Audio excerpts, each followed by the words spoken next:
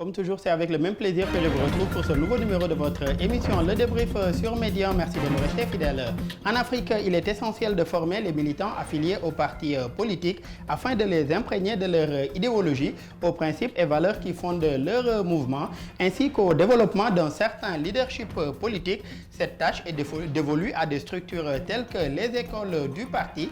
Pourtant, depuis plusieurs années, ces formations sont le plus souvent l'œuvre d'organisations de la société civile, de partenaires étrangers et d'autres acteurs. Quelle contribution des partis politiques à la formation de leurs militants et sympathisants? Quel impact de ces formations pour le développement d'une culture politique chez les jeunes? Le développement en première partie d'émission.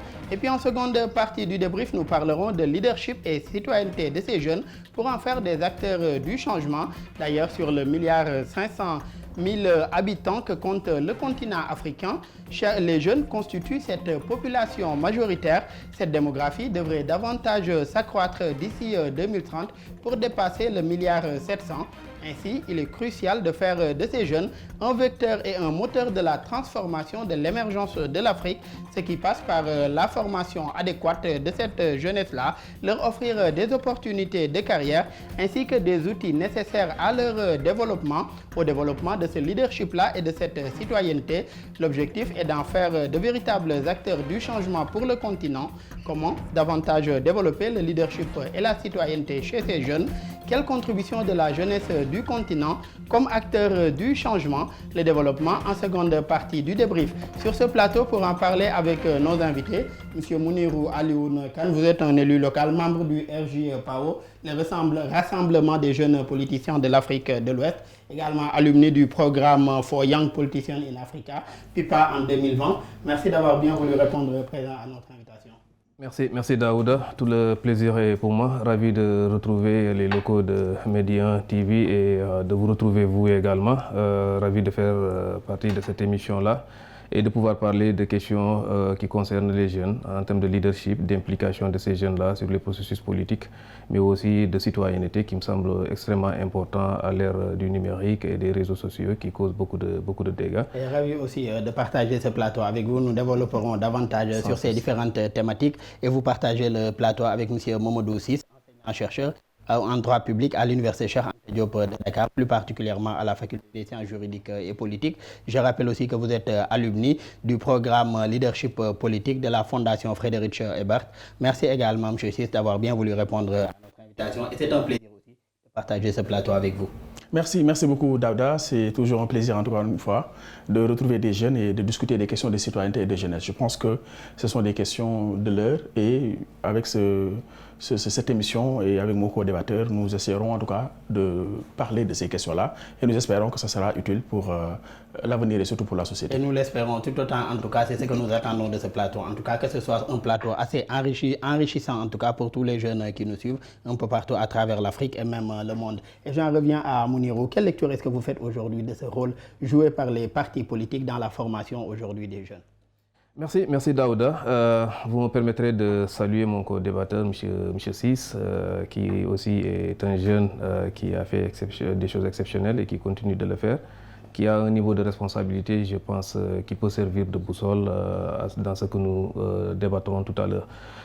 Alors, laissez-moi vous dire que l'obligation de formation des militants par les partis politiques émane de la loi fondamentale qui est la Constitution en son article 4, ce qui fait effectivement que les partis politiques devraient pouvoir être ce réceptacle-là de formation des militants. Parce qu'effectivement, en adhérant à un parti politique, on adhère à une organisation qui est reconnue par la Constitution et qui est d'utilité publique, qui participe effectivement à l'animation de la vie politique d'une nation. Et les acteurs qui doivent animer cette vie politique d'une nation doivent avoir le minimum, c'est cette formation.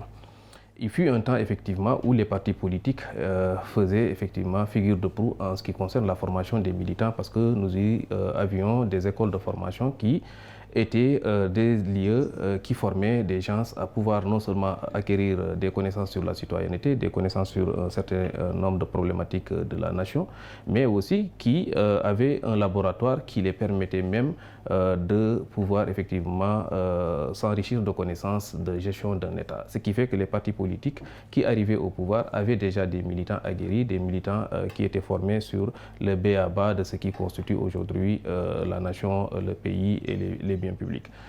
Malheureusement, avec l'évolution du temps, les partis politiques ont commencé à perdre cette habitude-là.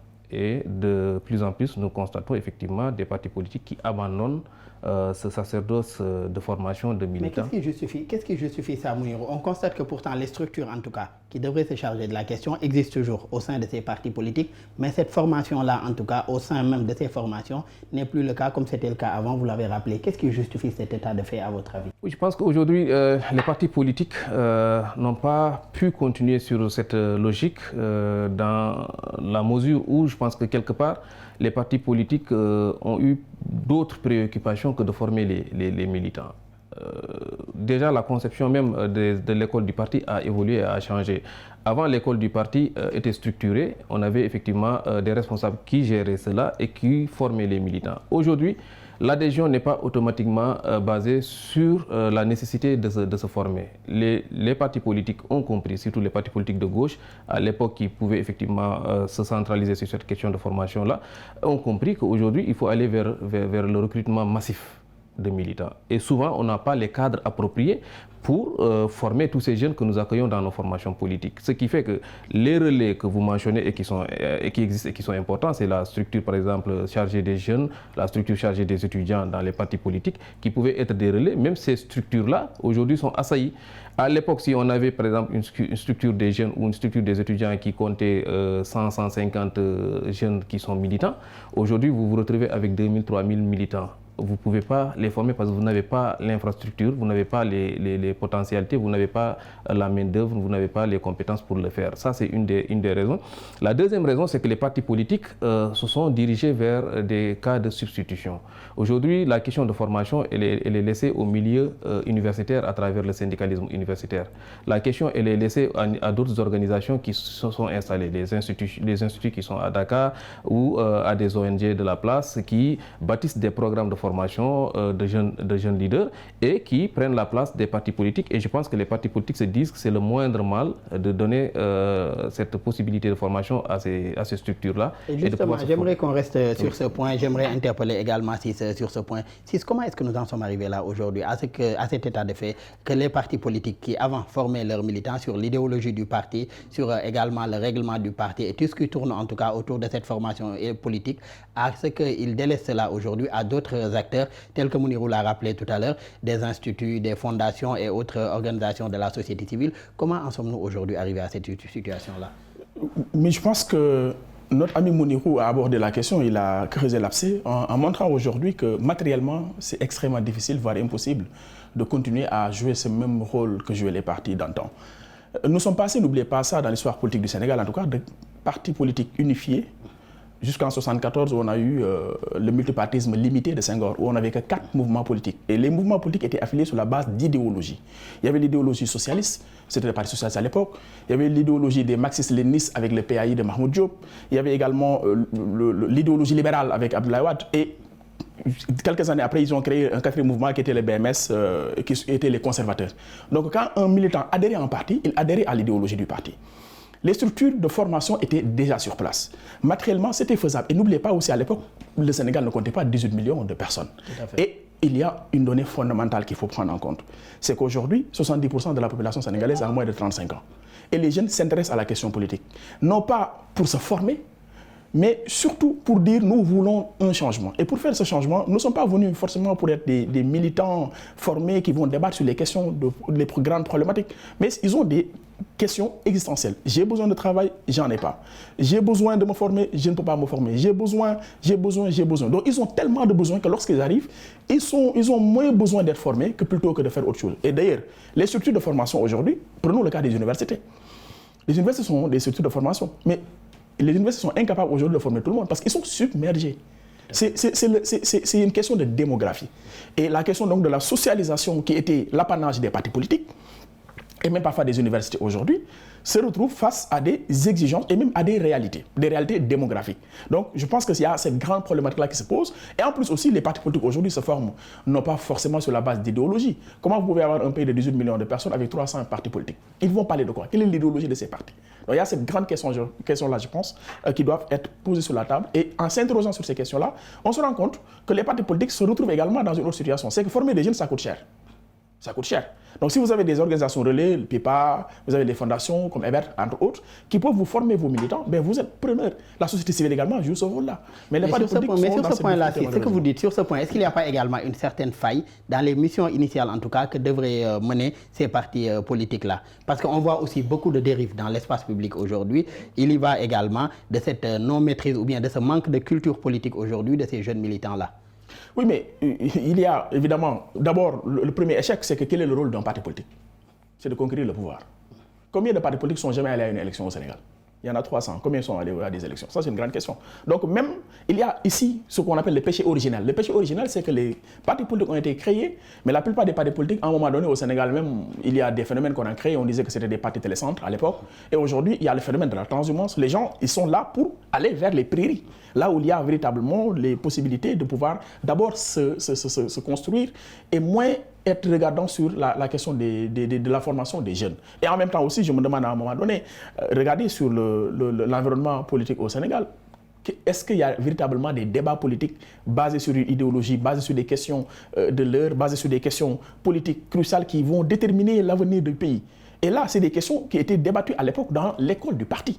Et il a dit, lorsque je prends un parti politique comme ça au hasard, le Parti socialiste à l'époque, il y avait des organisations, il y avait l'école du parti, il y avait le mouvement des jeunes, il y avait le mouvement des étudiants. Et chaque organisation avait joué un rôle. Et aujourd'hui, c'est ce rôle-là qui n'existe plus. Quand il s'est intégré dans les questions d'association, c'était au lycée, ensuite c'est à l'université. Parce que les partis politiques allaient dans les lycées aller chercher les militants, à travers, par exemple, les mouvements des élèves et étudiants. Ensuite, quand vous grandissez, vous êtes dans le mouvement des jeunes. Et après, on vous accueille dans le bureau politique. Et ça, c'est des questions qui étaient mises en place. Et il y avait un plan de carrière qui était dessiné. On ne militait pas pour militer. On militait parce que, on voulait changer les choses. Deuxièmement, on savait qu'il y avait des possibilités, mais surtout de progresser dans le parti politique. Et surtout d'assumer des responsabilités. Et on reviendra tout à l'heure sur ces questions d'idéologie, mais un point que vous avez soulevé tout à l'heure, le nombre des partis politiques, est-ce que ça n'appelle pas également à la rationalisation aujourd'hui de ces formations politiques? Plus de 300 partis pour 18 millions d'habitants. Oui, évidemment, je pense que c'est tout le monde, c'est le secret de Polichinelle. Je pense que tout le monde en parle au Sénégal. Il faut rationaliser à un moment donné. Mais même pas rationaliser, mais appliquons juste la loi. La loi sur les partis politiques est très claire. Il y a des exigences. Il y a des moments où vous devez déposer votre comptabilité. Il faut voir que vous avez participé à combien d'élections. Mais qui le fait dans ce pays? Quel parti le fait dans ce pays? Ça, c'est une grande problématique. Commençons déjà à appliquer les lois. Et en appliquant les lois, je pense qu'on arriverait à tout simplement rendre effectif cette ambition-là, cette volonté que tout le monde a de dire il faut qu'on rationalise les partis politiques et qu'on puisse s'identifier. D'où l'intérêt, comme vous l'avez rappelé, à aller en tout cas vers l'application et le respect de ces lois qui existent déjà. Et Mounirou, vous avez bénéficié aujourd'hui de pas mal de programmes également de formation en tant que jeune. À titre d'exemple, vous êtes alumni du PIPA en 2020, alumni également d'autres organisations et fondations comme Friedrich Naumann pour la liberté, Friedrich Ebert, ainsi que la fondation Konrad Adenauer. Pourquoi ce choix aujourd'hui de toujours renforcer vos compétences et autres expériences sur le plan politique? Écoutez, déjà avant d'arriver à votre question, je pose aussi une problématique qui est là, qui fait que les partis politiques sont limités dans l'offre de formation. C'est que vous avez dans la configuration de nos partis politiques, l'ensemble des partis politiques au Sénégal, pour ne pas dire la totalité des partis politiques au Sénégal, on siège à Dakar, dans la capitale.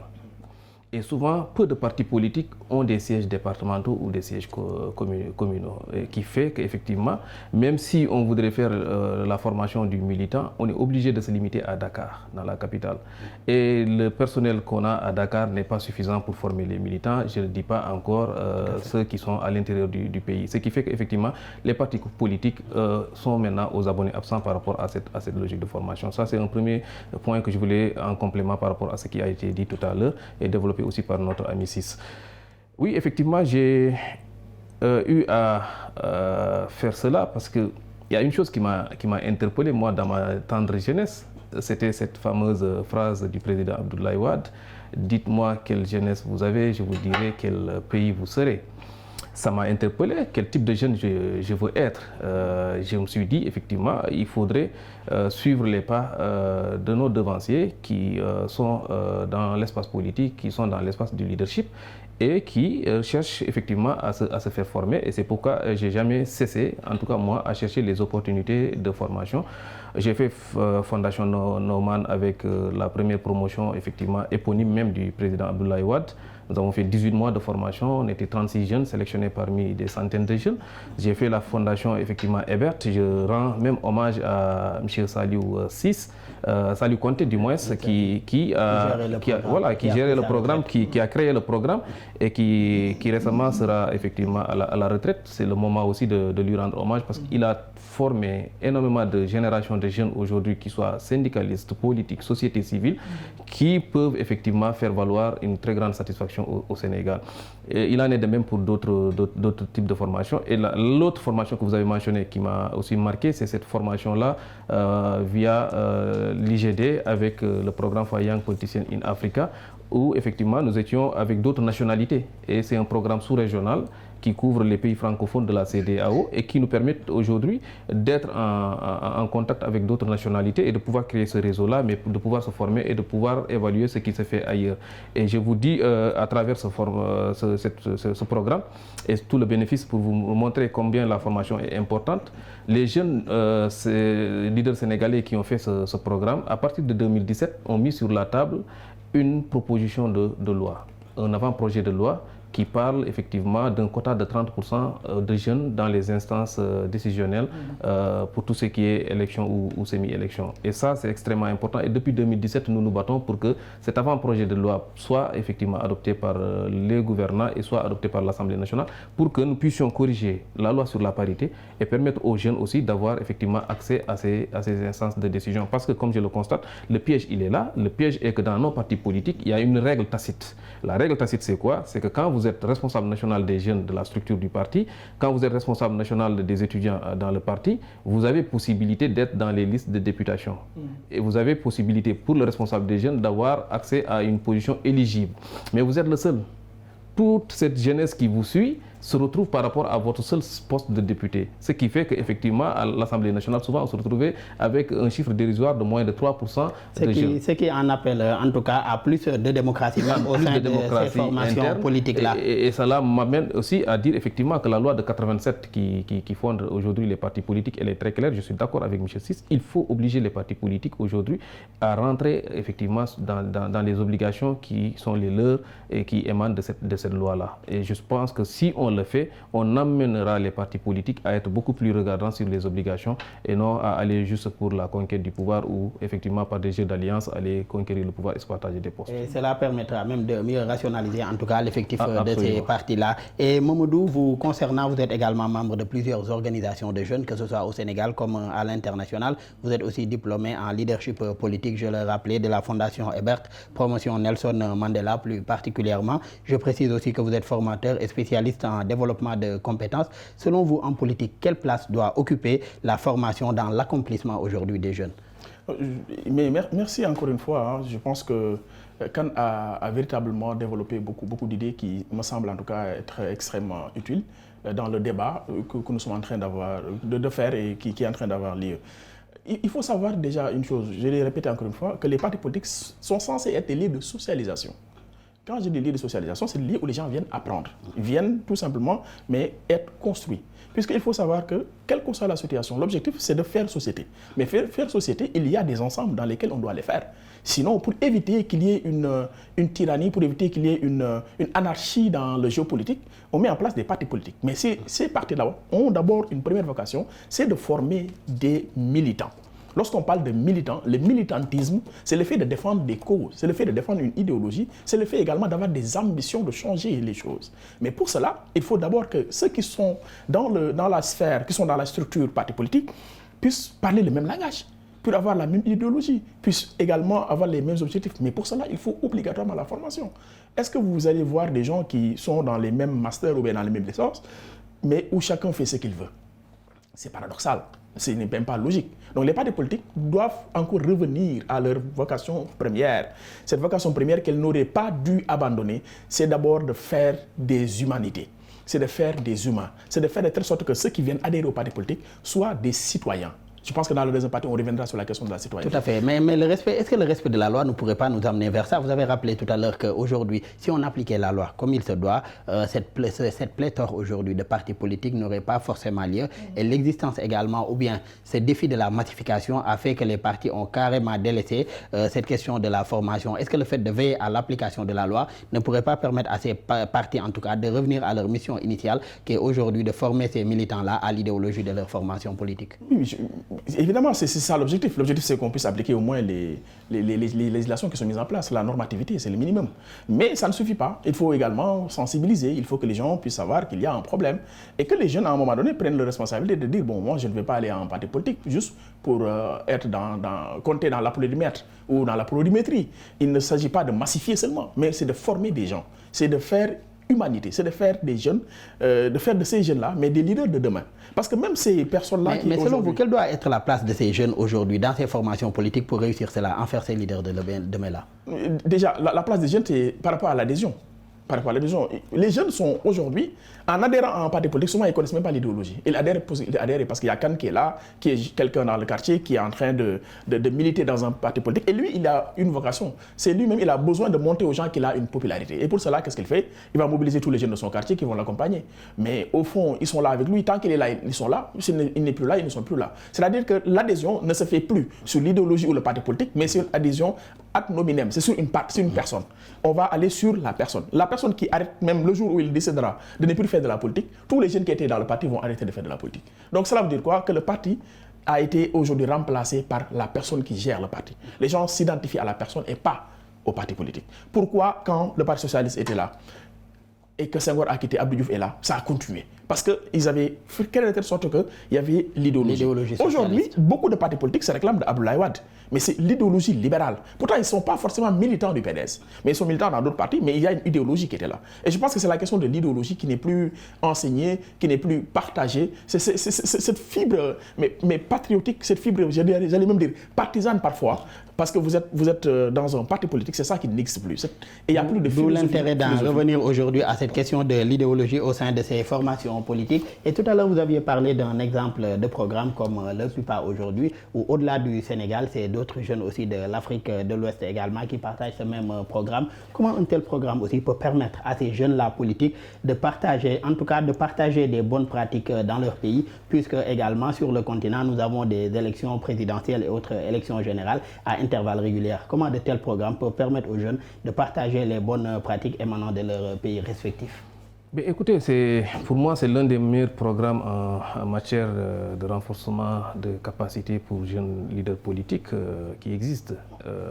Et déjà, rien que pour le cas du Sénégal, il arrive qu'à chaque fois qu'une promotion finit de faire la formation, que les jeunes qui ont pris part à ce programme-là soient investis députés. Depuis 2017, pratiquement, c'est comme ça. En 2017, on a eu Toussaint Manga et Diallo qui ont été députés. Ensuite, on a eu d'autres qui sont venus, les Mam Gueye, énormément. Les Moussa Sow aussi ont eu des responsabilités au niveau national à travers ce programme-là. Et le programme, il est bâti effectivement pour combler toutes ces carences-là. Aujourd'hui, dans le programme, par exemple, les questions d'idéologie sont abordées. Et je rappelle qu'il est important pour nos partis politiques, même si nous n'avons plus aujourd'hui les moyens d'assurer la formation politique, je rappelle qu'il est important pour nos partis politiques de se conformer. Mais là aussi, c'est le législateur, c'est le pouvoir public. Parce que souvent, ce que nos partis politiques font, c'est que quand on est dans l'opposition, effectivement, on a tendance à dire, effectivement, non, il faut que les partis font ça, il faut qu'on applique la loi, il faut qu'on fasse en sorte que les partis, effectivement, appliquent leurs obligations. Et une fois qu'on est au pouvoir, on fait fi d'oublier tout cela parce que ça nous met dans une autre posture qui ne nous arrange pas. Forcément, on a besoin d'alliances larges, on a besoin d'attirer tout le monde. Donc finalement, on s'accommode même des partis qui sont en défaillance. Et c'est ce qui fait effectivement que si vous regardez bien, la Constitution, à travers son article 4, donne l'obligation aux partis politiques de former les militants. Mais aujourd'hui, rien que pour ça, on aurait pu, dans l'optique de rationalisation des partis politiques, utiliser cet article 4-là contre les partis politiques qui ne forment pas leurs militants, comme une certaine défaillance. Il a parlé tout à l'heure de bilan financier à déposer après chaque année d'activité. Peu ou pas de partis politiques ne le font. Et il ne se passe rien. souvent, c'est cette accommodation-là avec les défaillances qui font effectivement que les autres ne font pas. Maintenant, ces programmes sous-régionaux du même alibi ou du même calibre que PIPA nous permettent aujourd'hui d'aller au-delà de ce que nous faisons. Parce que je vous rappelle que dans PIPA, déjà, au Sénégal, c'est à partir de 2017, quand les Toussaint Manga et autres ont fait le PIPA, ils sont venus et ils ont mis effectivement en œuvre une certaine initiative à travers l'avant-projet de loi pour porter un quota de 30% de jeunes dans les instances semi-électives et électives. Ils ont été reçus par des ministres, par le ministre de la Jeunesse, le président Macky Sall, avant de partir en 2021, quand il faisait le forum sur l'employabilité, il a ouvert une brèche en parlant effectivement de discrimination positive pour les jeunes afin de les amener dans les instances de décision. Et je rappelle... Autant d'initiatives en tout cas pour favoriser ce leadership-là et cette citoyenneté des jeunes. Et leadership et citoyenneté des jeunes pour en faire des acteurs du changement. Absolument. Ce sera la thématique qui sera abordée en seconde partie d'émission.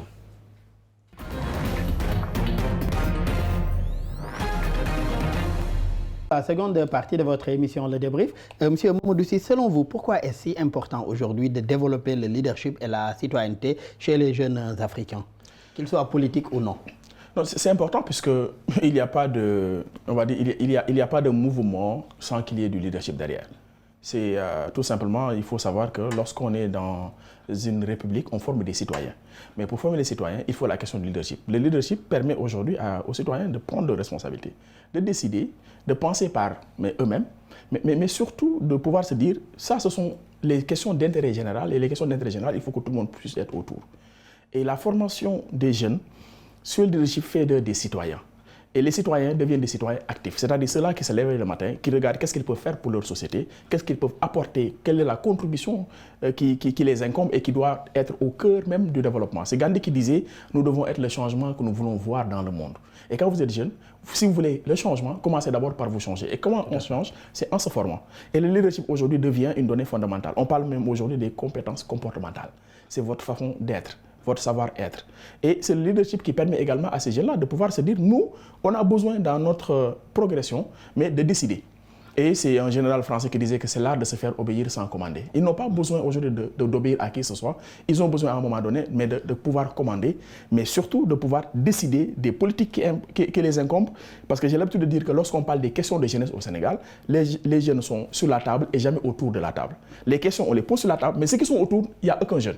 Et le leadership politique aujourd'hui permet à ces jeunes-là de pouvoir prendre des responsabilités, de penser par eux-mêmes, de décider par eux-mêmes et surtout de pouvoir mettre en place des politiques d'ajustement qui leur permettront également... D'où l'intérêt d'impliquer en tout cas ces jeunes pour la réussite de ces politiques d'ajustement les concernant. Et comment aujourd'hui ce développement de leur leadership peut permettre en tout cas à ces jeunes de faire émerger une nouvelle génération de jeunes leaders capables de répondre aux enjeux et défis aujourd'hui de l'heure, surtout les défis auxquels fait face le continent? Je pense qu'il a dit tout à l'heure, vous savez, le monde entier aujourd'hui, dans le monde entier, la part de jeunes, c'est de 52%. 52% à moins de 30 ans. Au Sénégal, les dernières études de l'ANSD montraient que 70% de la jeunesse a moins de 35 ans. Donc les jeunes sont au cœur même du système. Maintenant, il y a deux choses. Soit les jeunes deviennent des atouts, soit ils deviennent tout simplement des difficultés. C'est à nous de voir qu'est-ce qu'on en fait. Si on ne les forme pas, on ne les accompagne pas, on leur permet pas de pouvoir adhérer à des structures qui leur permettent de trouver du travail. Parce qu'on disait souvent que la question que nous avons, ou bien la problématique que nous avons, c'est moins la problématique de l'emploi que de l'employabilité. Est-ce qu'il y a suffisamment d'emplois? Ou bien est-ce qu'il y a suffisamment d'emplois, mais il n'y a pas suffisamment de personnes formées? Puisqu'il y a une différence entre des postes disponibles... L'adéquation entre la formation et l'emploi également. Exactement. C'est la raison pour laquelle si vous prenez des pays, par exemple, développés, vous avez en France, par exemple, 1 million de postes disponibles, alors qu'à côté, il y a plus de 1 million de chômeurs. Parce que ces chômeurs-là ne sont pas formés à prendre ces responsabilités. Aujourd'hui, je pense que nous étions en train de discuter au Sénégal sur le concours général. Et le président de la République a dit, désormais, à partir de l'année prochaine, il va lancer des concours spécialisés en mathématiques. Parce que même les personnes que nous formons, d'habitude, nous les formons dans des métiers qui ont été totalement dépassés. Tout à l'heure, on discutait avec Khan sur aujourd'hui, est-ce que la formation même à l'université permet de résorber ce gap-là?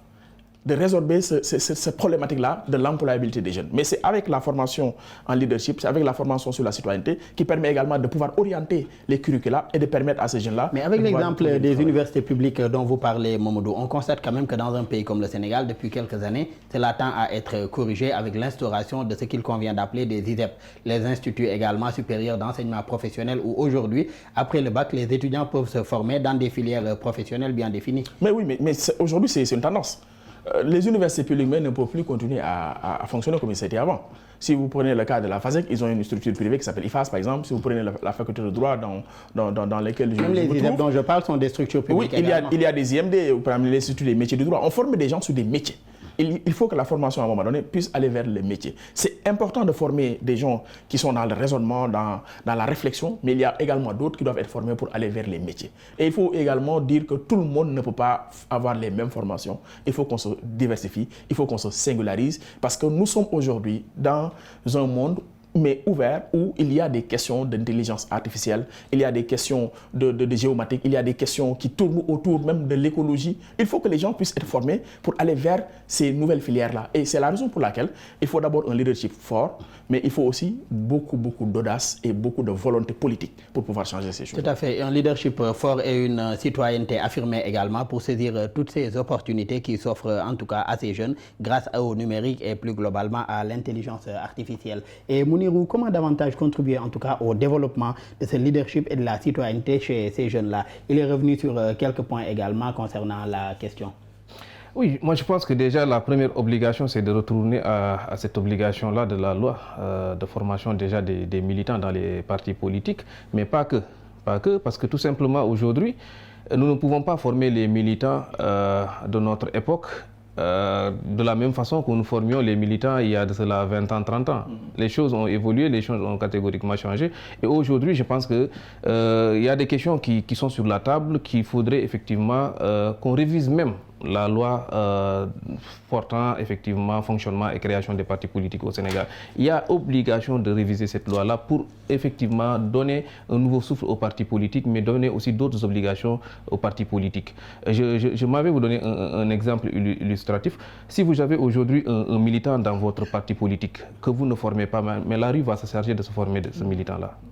Si aujourd'hui vous n'apprenez pas à votre militant aujourd'hui de vérifier une information reçue avant de la partager, mais il va avoir les habitudes des citoyens lambda et il pourra partager toute information qu'il recevra et qui peut même aller à l'encontre effectivement du pays, à l'encontre de son parti politique.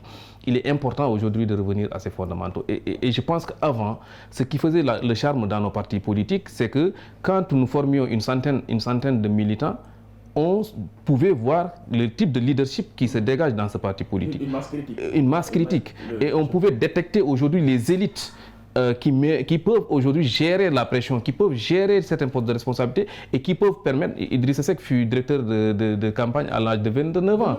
Vous transposez ça à notre époque aujourd'hui. Quel est ce jeune-là aujourd'hui qui aura l'étoffe d'être directeur de campagne d'un candidat à une élection présidentielle et qui puisse effectivement prendre à bras le corps toutes ces problématiques-là? Là est pour moi la problématique, là est le véritable enjeu. Et je pense que nos partis politiques ont intérêt à se conformer à ça. Sinon, ce qui se passera aujourd'hui, c'est une sorte de substitution. Les partis politiques vont continuer à partir à des élections et tout, mais les partis politiques ne maîtriseront plus l'espace public.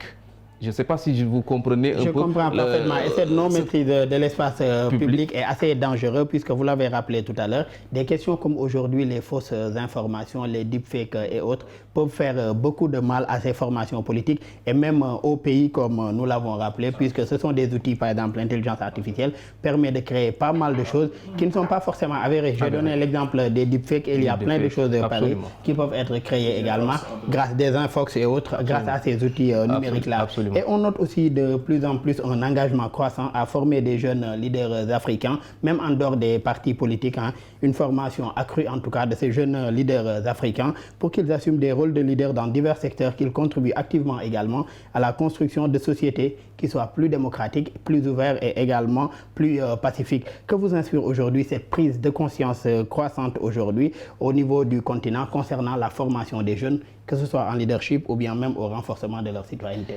Moi, je pense qu'il est extrêmement important pour le continent d'aller vers ça, parce que l'Union africaine l'a tellement compris qu'ils ont effectivement décrété, en tout cas pour les années à venir, de pouvoir profiter de ce qu'on appelle le dividende démographique africain. Je pense qu'aujourd'hui, la façon dont cette démographie africaine se dessine, c'est soit l'un ou soit l'autre. C'est soit une chance pour le continent de pouvoir se décoller, c'est soit une poudrière qui explosera à tout moment. Et je pense que nous devons prendre à bras le corps cette problématique-là. Autre élément qui est important aujourd'hui, c'est que nous nous dirigeons vers la mise en œuvre d'une zone de libre-échange continentale africaine, qui est la ZLECAf, qui aujourd'hui, dans ses propensions, vise à réduire la pauvreté. Si nous partons de l'agenda 2063, nous constatons effectivement que la mise en œuvre de cette ZLECAf peut créer des potentialités énormes pour cette jeunesse. Et c'est pourquoi récemment le protocole pour les jeunes et les femmes dans le commerce de la ZLECAf a été adopté. Et ce protocole-là, effectivement,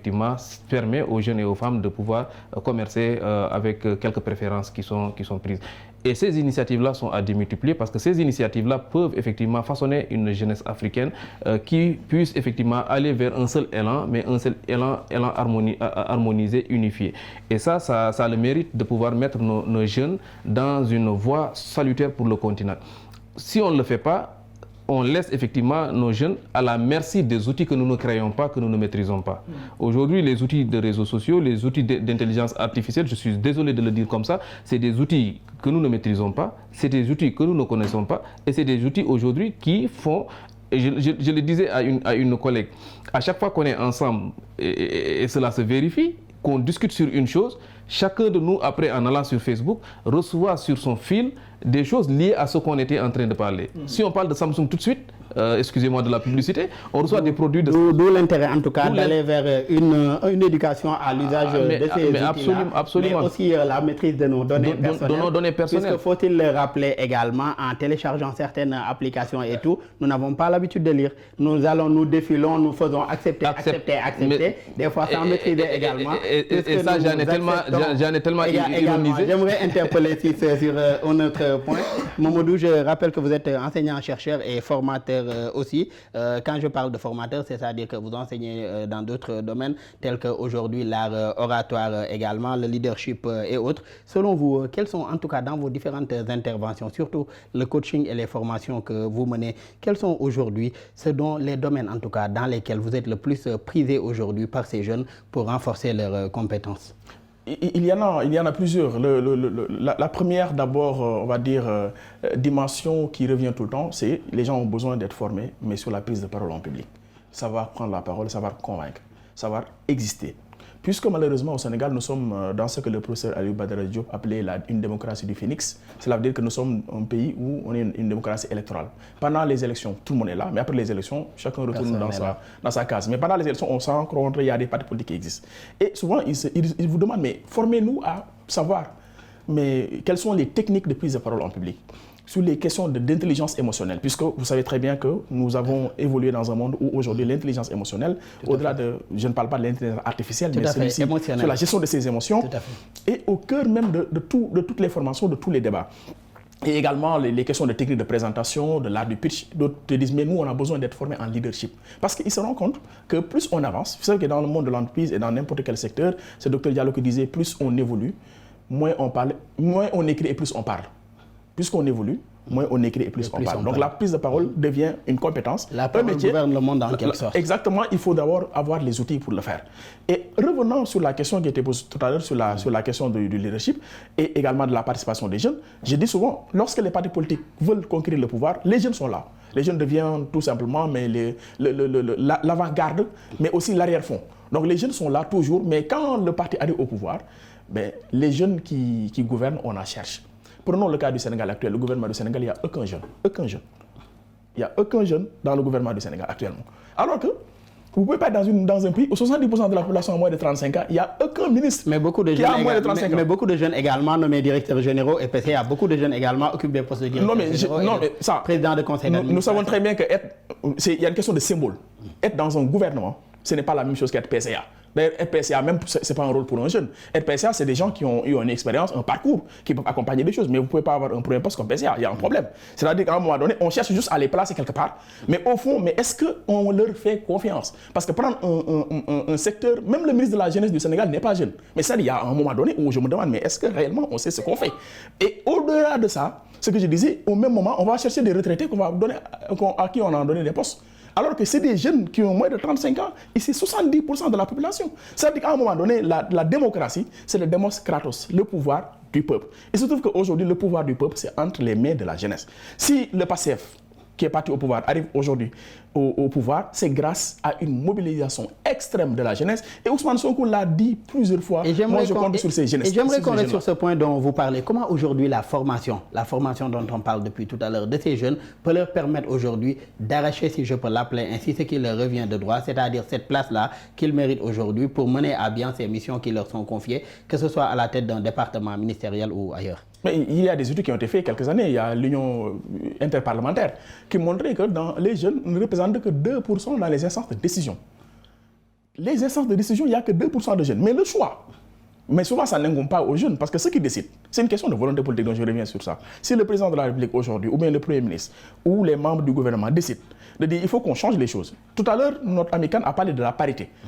Mais la vraie parité qui doit exister aujourd'hui, c'est la parité entre les jeunes et les autres. Et il a même parlé d'un avant-projet de loi sur lequel ils ont déjà travaillé, mais sur lequel un quota de 30%. Sur lequel il y a un cours qui est dessus depuis des années. Jusqu'à présent, depuis qu'on en parle, il n'y a toujours pas aujourd'hui, mais une volonté. Pourtant, d'où l'intérêt de relancer cet avant-projet de loi. Toutes les semaines, il y a des conseils des ministres, toutes les semaines, il y a des décisions. C'est une question de volonté politique. Si demain, le président de la République décide de dire qu'aujourd'hui, comme on a fait la loi sur la parité, qu'aucun liste qui passe à l'élection présidentielle, s'il ne regorge pas au moins 40% ou 30% de jeunes, sera rejeté. Mais absolument, les gens vont le faire. Il faut à un moment donné, je pense, c'est une question de logique, c'est une question de volonté politique. Je devrais même dire à un moment donné que c'est une question de justice.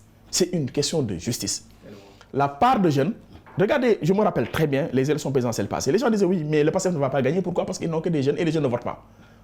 Mais erreur. Et ce sont les jeunes qui sont sortis massivement votés et qui ont changé les choses. D'où l'intérêt en tout cas pour ces jeunes, comme nous le répétons depuis tout à l'heure, de s'imposer également et de prendre ces postes-là qui leur reviennent de droit, puisque ces jeunes également doivent être au niveau des instances de décision. Est-ce qu'il n'est pas temps également, Mounirou, comme nous le rappelions depuis tout à l'heure, de relancer aujourd'hui cet avant-projet de loi sur lequel vous aviez déjà travaillé pour un quota de 30% au moins de jeunes dans ces instances de prise de décision?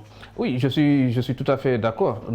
Depuis 2017, nous faisons beaucoup d'activités autour de cet avant-projet de loi portant un quota de 30% de jeunes dans les instances électives et semi-électives.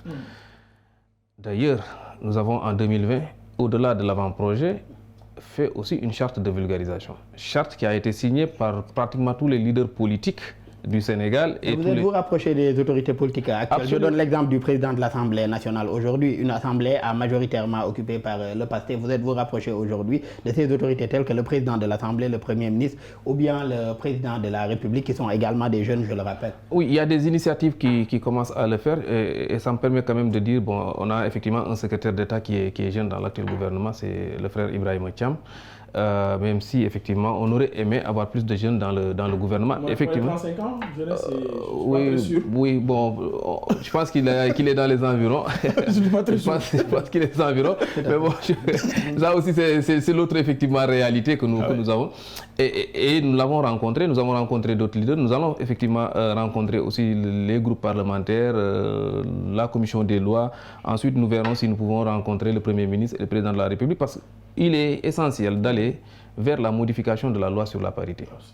Pour dire, parce que l'obligation de parité déjà est acquise, mais dans les 50% d'hommes, qu'on réserve 15% du moins aux jeunes, et dans les 50% de femmes, qu'on réserve 15% aux jeunes dames, ce qui fait 30%, au moins pour un départ, ça permettrait aux jeunes d'être au moins présents à 30% dans les instances de décision. Ce serait une question de justice et d'équité, comme l'a rappelé. D'équité et au-delà de bon sens. Parce qu'il a rappelé les statistiques. Vous ne pouvez pas avoir un pays où vous avez presque 75% de jeunes qui ont moins de 35 ans et vous vous retrouvez avec des instances de décision où les jeunes ne représentent même pas 10%. C'est en fait aberrant. Et vous voulez parler de problématiques qui touchent les jeunes. Aujourd'hui, je prends la question de l'immigration clandestine. Est-ce que nous avons essayé l'approche jeune? Dans toutes les solutions préconisées aujourd'hui pour se battre contre l'immigration clandestine, je n'ai jamais vu l'approche jeune proposée. L'approche jeune, c'est quoi? C'est de dire, effectivement, on prend des jeunes comme des relais. On les envoie, effectivement, au lieu d'embarcation. On les amène à identifier ces jeunes et à avoir des discussions franches avec ces jeunes. Mais faudrait-il qu'en le faisant, qu'on mette aussi des outils, qu'on mette aussi des initiatives entre les mains de ces médiateurs-là jeunes. Le médiateur de la République, pourquoi ne serait-il pas jeune? Pourquoi? C'est des questions qu'on se pose. Un appel à davantage faire confiance à la jeunesse. Parce que faire confiance à la jeunesse ne se limite pas à des postes symboliques. Je le rappelle. Parce que souvent, c'est comme dans nos partis politiques. On dit, on prend en compte les jeunes, mais on piège les jeunes. On prend une structure, on dénomme Fédération nationale des jeunes, on met un jeune là-bas, et pour nous, on règle la problématique des jeunes. Pendant ce temps, quand vous avez un conseil politique, quand vous avez un bureau politique, quand vous avez un comité directeur, vous avez que peu de jeunes qui sont présents dans ça. Les jeunes n'y sont pas vraiment. Et j'aimerais juste vous interpeller sur un point. Comment également relever ce défi de l'autonomisation des jeunes aujourd'hui pour tirer parti de leur plein potentiel également? Cela passe par les responsabiliser d'abord. Je pense qu'aujourd'hui, nous avons beau former les jeunes, nous avons beau avoir des politiques incitatives, mais si nous ne les responsabilisons pas, nous ne tirerons jamais de leur potentialité. Je rappelle, j'aime donner cet exemple-là, il est magnifique. Quand vous avez Abdou Diouf qui fut gouverneur à l'âge de 25 ans, c'est parce que quelque part, on a fait confiance à ces jeunes. On l'a amené. Il fut après Premier ministre, après Président de la République. À 35 ans. À 35 ans. Et j'aimerais interpeller juste Mamadou sur ce point avant qu'on finisse. Comment relever ce défi de l'autonomisation des jeunes? J'aime bien la question dont tu évoques. Et je rappelle même que lorsque le Sénégal a voulu prendre son indépendance à l'époque, Valdiondi avait 37 ans. C'est lui qui a fait le discours. Donc pour dire que les jeunes ont été toujours là dès le départ. Mais on a l'impression que depuis l'indépendance du Sénégal, Abdou Diouf, il a rappelé gouverneur du Sine Saloum à 25 ans. Donc c'est comme si on évolue, mais on avance en recul. On régresse. Oui, mais c'est un problème. Et je pense que pour créer cette autonomie aux jeunes, d'abord, il l'a dit, il faut d'abord responsabiliser les jeunes, mais il faut aussi que les jeunes prennent leurs responsabilités. Si vous êtes dans un parti politique et vous pensez qu'on ne vous considère pas, ben sortez, allez faire autre chose. À un moment donné, c'est pourquoi aujourd'hui il y a beaucoup de jeunes qui ne font plus de la politique. Parce qu'ils n'y s'y voient pas. Ils voient des personnes qui sont dans leur quartier avec eux, sont en train de se battre comme Khan depuis des années dans un parti politique. Quand le parti arrive au pouvoir, ben, à moins qu'il soit conseiller quelque part ou bien qu'il soit... D'où l'intérêt pour ces jeunes-là aujourd'hui d'arracher cette place qui leur revient de droit. Nous ne cessons de le dire. Il y a d'ailleurs un auteur sénégalais, Farindaou, je pense, qui avait publié un ouvrage avec pour titre « Jeunes, politisez-vous ». Malheureusement, nous en sommes à la fin de cette émission. Je rappelle que nous recevions M. Mamadou Ciss, enseignant-chercheur à la Faculté des sciences juridiques et politiques. Vous enseignez le droit public à l'Université Cheikh Anta Diop de Dakar. Vous êtes également alumni en leadership politique de la Fondation Friedrich Ebert. Merci encore d'avoir été avec nous et ce fut vraiment un plaisir de partager ce plateau avec vous. Merci beaucoup Daouda. Je pense que le débat était intéressant et j'ai encore plaisir en tout cas à être là et surtout à écouter notre ami Khan qui a également pu développer beaucoup d'arguments et également magnifier la façon dont vous avez conduit. Tout le plaisir en tout cas et pour nous. Ça a été votre première participation au débrief, mais soyez-en sûrs, ce ne sera pas en tout cas la dernière. Et en face de vous, vous aviez M. Mounirou Alioune Kane, élu local, membre également du RJ PAO, le Rassemblement des jeunes politiciens pour l'Afrique de l'Ouest, également alumni du programme For Young Politicians in Africa, PIPA en 2020. Merci encore Mounirou. Je rappelle aussi que vous êtes président de la commission bonne gouvernance du conseil départemental de Keur Massar. Merci encore d'avoir été avec nous Mounirou et ce fut aussi un plaisir de partager ce plateau avec vous. Mais plaisir partagé Daouda, brillant journaliste que vous êtes, c'est toujours un plaisir d'être sur votre plateau. Modou l'a dit, vous conduisez toujours vos débats avec tact et avec beaucoup de professionnalisme. C'est toujours un régal de vous écouter de l'autre côté. Merci encore à tous les deux. Machallah aussi à notre frère et ami Mamadou, débat très enrichissant. Ça nous apprend beaucoup de choses. Et surtout grâce à tous les deux. Merci en tout cas pour la générosité intellectuelle dont vous avez fait montre tous les deux. Merci à nos collègues de l'équipe technique pour les facilitations et pour la réalisation de cette émission. Merci à vous tous qui nous suivez et très bonne suite de programme sur nos antennes.